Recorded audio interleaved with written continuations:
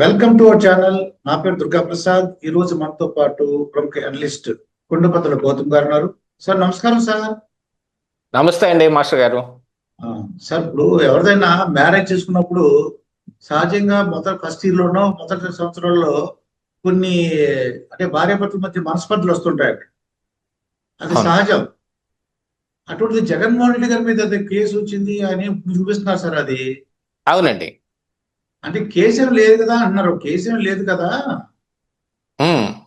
Manage చేశారు అని ఎలా చెప్తారు? అంటే ఇక్కడ ప్రస్తావన ఏమి వచ్చింది అంటే దీని నేపథ్యం కూడా ఒకసారి మనం తెలుసుకోవాలి కదా సార్. యాక్చువల్గా ఇది నిన్నటి నుంచి సోషల్ మీడియాలో బాగా వైరల్ అవుతున్న అంశం మీరు అడుగుతున్నది.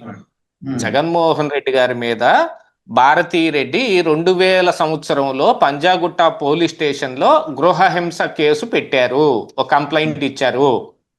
ఆ కంప్లైంట్ అప్పుడు చంద్రబాబు నాయుడు గారు అధికారంలో ఉన్నారు, ఆయన దృష్టికి వచ్చింది.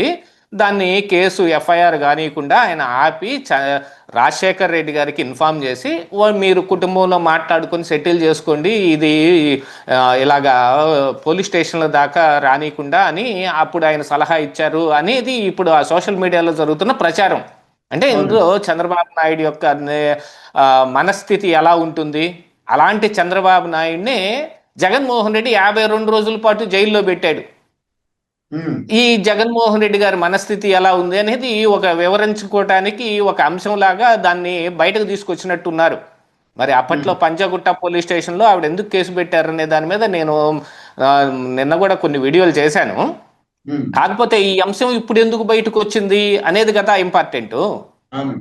దీనికి మరొక నేపథ్యం ఉంది ఈ అంశం ఇలా బయటకు రావటం వెనక. అదేమిటి అని అంటే ఆర్కే మావిగన్ పైన వైసీపీ నాయకుల తీరుని ఎండగడుతూ ఆయన ఒక ఉపమానం వాడాడు. రేపొద్దున జగన్మోహన్ రెడ్డి గారు ఈ వైసీపీ నాయకులందరితోటి మీ భార్యలు కాదయ్యా అన్నారనుకోండి, వెంటనే చెల్లెళ్ళుగా భావించేసి వాళ్ళకి పెళ్లి సంబంధాలు కూడా చూస్తారు. అలాంటి నాయకులు ఉన్నారు. అంటే జగన్మోహన్ రెడ్డి నందంటే నంది, పందంటే పంది, కొండ మీద దూకమంటే దూకేస్తారు. మరి ఆ విషయాన్ని మరి నిన్న మిథున్ రెడ్డి గారు కూడా ఒక ఛానల్లో ఎస్టాబ్లిష్ చేసుకున్నారు, మేమంతా ఆత్మాహుతి దళం అని. మరి ఏందో వాళ్ళు నక్సలైట్లు తీవ్రవాదులకు మళ్ళీ ఆత్మాహుతి దళం అంటే మరి ఒక రాజకీయ పార్టీకి ఈ ఆత్మాహుతి దళం ఎందుకుంటుంది? నాయకుడు ఏదన్నా తప్పు అని చేస్తాడండి, వ్యతిరేకించరా, దాన్ని సమర్థిస్తారా?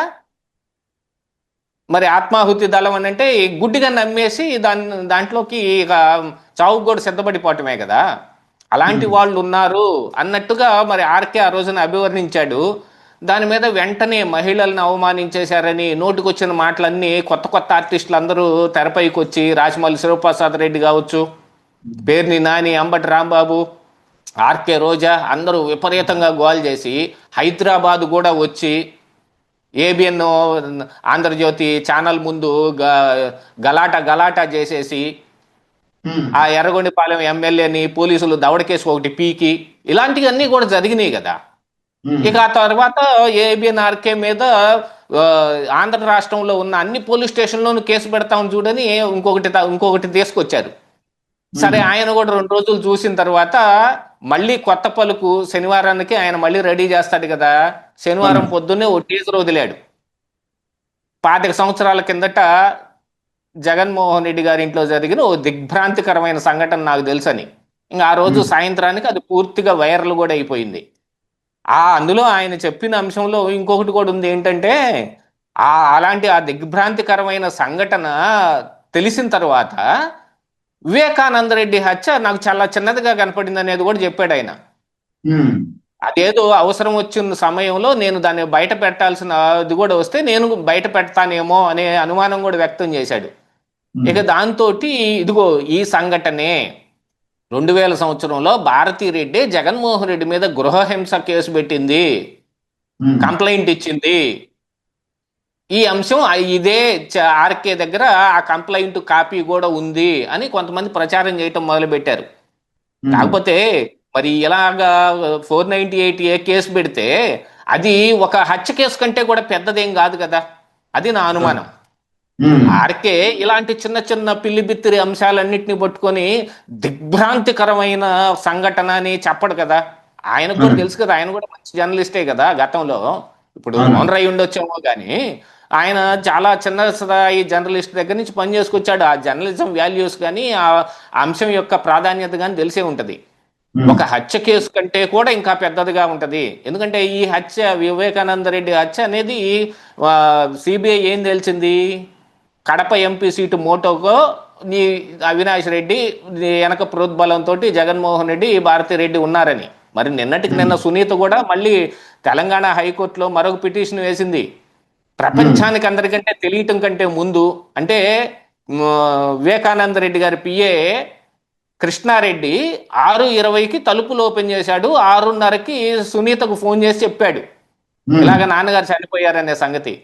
కానీ ఈ విషయం 5:30కే జగన్మోహన్ రెడ్డికి తెలుసు. భారతీరెడ్డికి ఫోన్ వస్తే ఆయన ఈ మేనిఫెస్టో కమిటీ తోటి మీటింగులో ఇంట్లో ఉంటే ఆవిడ పిలిపించి పైకి చెప్పింది. ఆ తర్వాత కిందకు వచ్చి ఈ మేనిఫెస్టో కమిటీలో ఉన్న వీళ్ళందరితో చెప్పాడు. అప్పుడు అందులో అజయ్ కల్లాం ఇంకా చాలా మంది ఉన్నారు. అజయ్ కల్లాం కూడా సిబిఐకి స్టేట్మెంట్ కూడా ఇచ్చాడు. ఆ రోజు ఆయన చెప్పాడు మేము విన్నామని. అది 5:30 సమయం. 6:30 కంటే ముందుగానే, మరి 5:30కే గంట ముందుగా జగన్మోహన్ రెడ్డికి ఎలా తెలిసిందనేది ఈ రోజుకి ఆవిడను వేధిస్తున్న ప్రశ్న. ఉమ్, అది ఒక దిగ్భ్రాంతికరమైన సంఘటనే మరి కుటుంబంలో. అందున వాళ్ళ మనిషిని వాళ్లే చంపేసుకున్నారనేది తర్వాత సిబిఐ ఇంకా పెద్దగా తేల్చింది కదా. ఇవన్నీ ఉమ్, తెలిసిన తర్వాత ఇంతకంటే పెద్ద అంశం నా దగ్గర ఒకటి ఉంది అని ఆర్కే చెబితే అది ఇలాంటి చిన్న 498 కేసు లాంటిది అవుద్దా? అయ్యే అవకాశం ఉండదనేది నా ఉద్దేశం. కాకపోతే నిజంగానే ఆవిడ పెట్టిందా లేదా అంటే, నేను గతంలో మేము ఆ ఆ బంజారా హిల్స్ ఆ ప్రాంతంలోనే ఉండేవాళ్ళం కాబట్టి నాకు తెలిసిన అంశం నేను ఒకటి చెబుతాను. ఆ 2000 సంవత్సరాల్లో మరి వీళ్ళు ఆ రోజుకి బంజారా హిల్స్ రోడ్ నెంబర్ 2లో ఉండేవాళ్ళు. రాజశేఖర రెడ్డి కుటుంబం రోడ్ నెంబర్ 2లో ఉండేది. కొంచెం ఎదురువైపున రోడ్డుకి అటు సైడ్ను కొంచెం యువతలుగా మైసూరారెడ్డి గారి కుటుంబం కూడా అక్కడే ఉండేది. ఆ పై ఎత్తుకి వెళ్తే ఎల్వి ప్రసాద్ ఐ ఇన్స్టిట్యూట్, ఈ కిందకు వస్తే ఇక్కడ మసీదు, క్యూ మార్ట్ అనే ఓ సూపర్ మార్కెట్ ఇవన్నీ ఉండేవి. అక్కడి నుంచి లోపలికి వెళ్తే అక్కడ బంజారా హిల్స్ పోలీస్ స్టేషన్ ఉంటది. ఇది మొత్తం ఆ బంజారా హిల్స్ పోలీస్ స్టేషన్ పరిధిలోకి వస్తే ఆవిడ వెళ్తే బంజారా హిల్స్ పోలీస్ స్టేషన్ కదా వెళ్ళాలి. అలా కాకుండా ఇంకా కిందకి పంజగుట్ట పోలీస్ స్టేషన్కి వెళ్ళింది, నాగార్జున సర్కిల్ దాటి. మరి ఒకవేళ అక్కడికి వెళ్ళినా కూడా అప్పుడు 2000లో ఉన్న పరిస్థితులు ఏంటి? అప్పుడు 0 ఎఫ్ఐఆర్లు కానీ ఇలాంటివి ఏమి లేవు.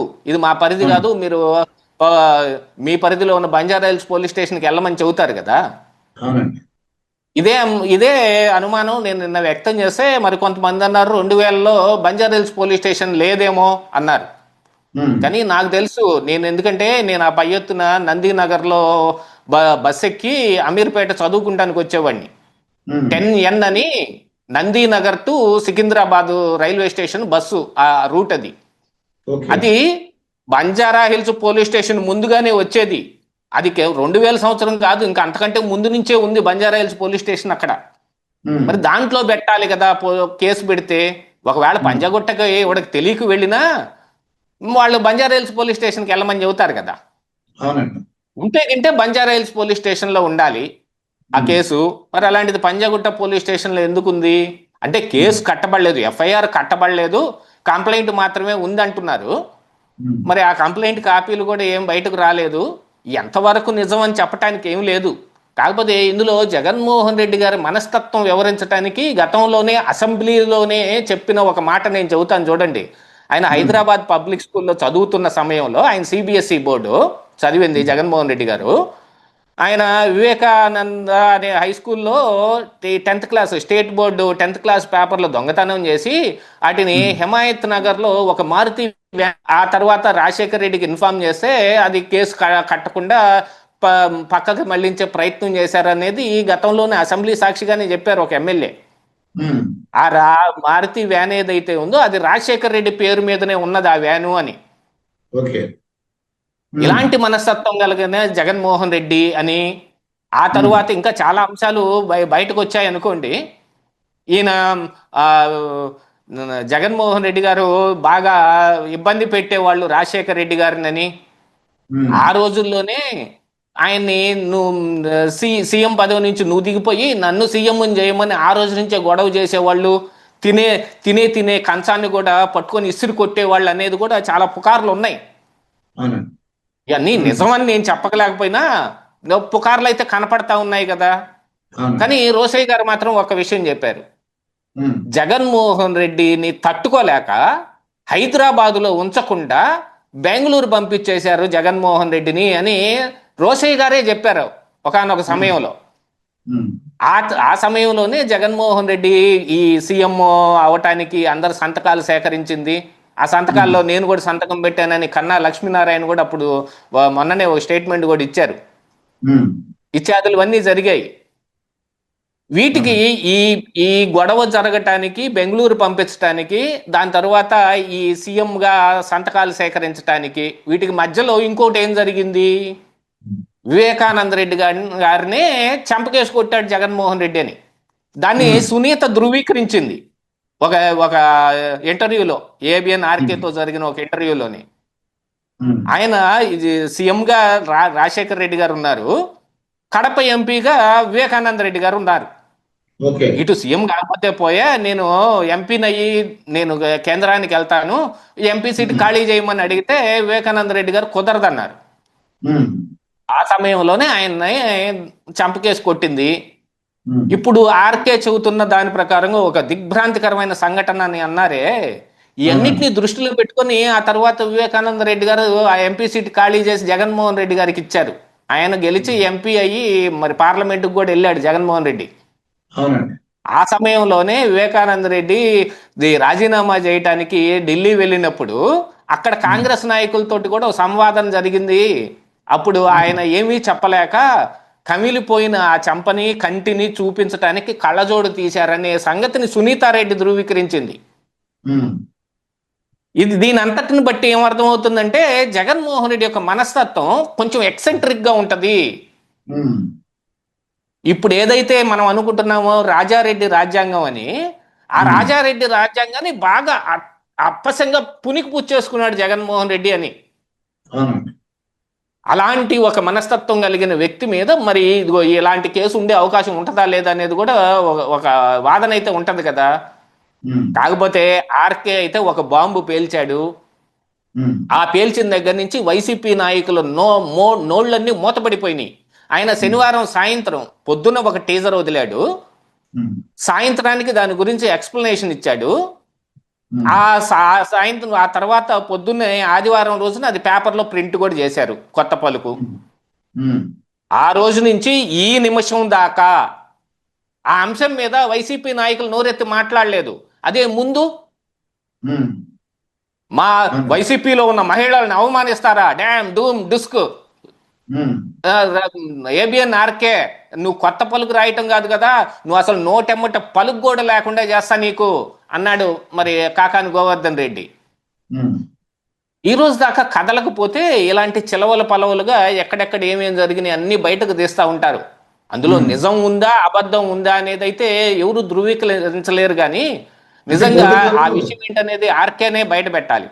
ఉమ్, అంటే ఇది తెలిసి తెలియని వయసులో 30 ఇయర్స్ 35 ఇయర్స్ లోపు జనరల్ గా తెలిసి తెలియని వయసులో చేస్తుంటారు అండి జనరల్ గా. అది అందరూ అవును. మరి జగన్మోహన్ గారు చేశారో లేదో మనకు తెలియదు కానీ మరి పుకార్లు రావడం అన్ని చూసి మరి ప్రజలు ఏమనుకుంటున్నారు ఇటు చూడాలి మరి ఏం జరుగుతుందో మరి. ఏమండి? అసలు ఏమైనా కానీ ఏబిఎన్ ఆర్కే ఆ దిగ్భ్రాంతికరమైన సంఘటన ఏదైతే ఉందో దాని ఉమ్, ముందు అర్జెంటుగా బయట పెట్టాలి. అది వాళ్ళు కొట్టుకొని దాన్ని బయట పెట్టడం కాదండి. ఒక ఉమ్, సీఎంగా ఎన్నుకోవాలి నన్ను అని కోరుకుంటున్న జగన్మోహన్ రెడ్డి గురించి ఉమ్, ప్రతి ఒక్క విషయం పిన్ పాయింటెడ్ గా ప్రజలకు తెలియాలి కదా. అవునండి. ఆ ఉమ్, దృష్టిలోనైనా ఇప్పుడు ఏబిఎన్ ఆర్కే దాన్ని బయట పెట్టి తీరాల్సిందే.